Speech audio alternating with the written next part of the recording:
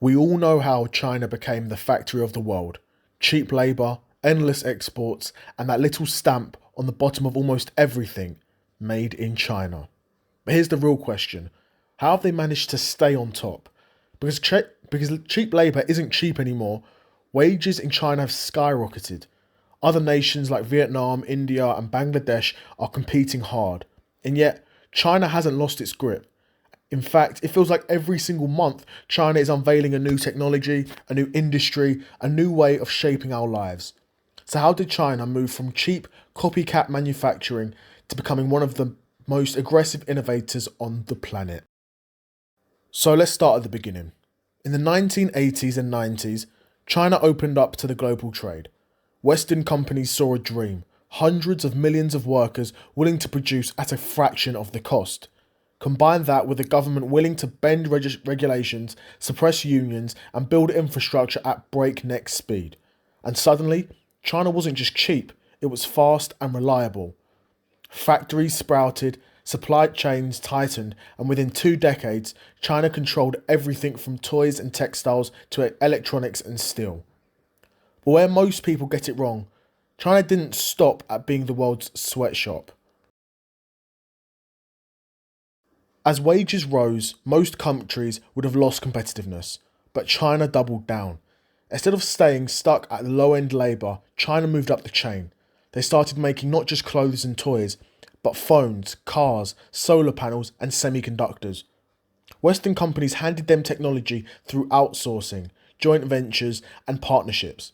China absorbed that knowledge and then started building its own brands. Think Huawei, BYD, DJI, no longer just assembling, they're designing, innovating, and leading.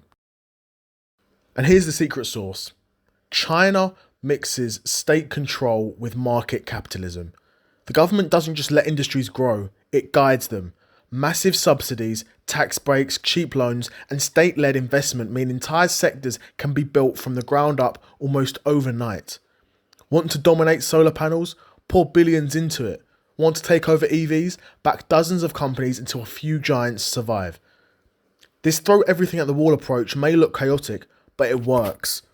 Because when the winners are then pushed globally with state backing, and unlike the West, where industries rise and fall on shareholder whims, China has been playing the long game. And here's what shocks people. China is no longer just copying, it's leading. They dominate global drone technology. They lead in the world in 5G infrastructure. They're pushing ahead in EVs and battery tech. They're investing heavily in AI, robotics, and even quantum computing.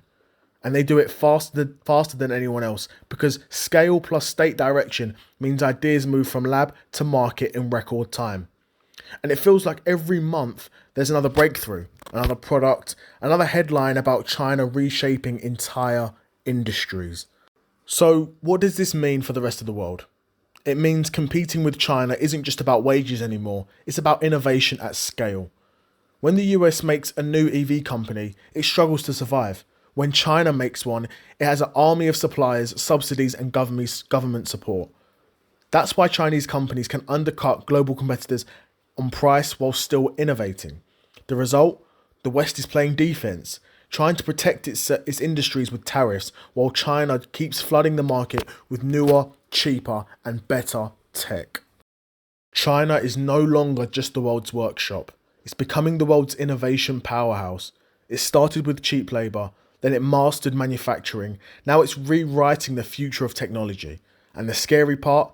This didn't happen by accident. It was deliberate, strategic, and decades in the making.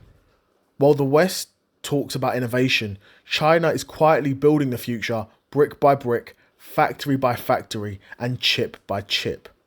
Which raises one chilling question.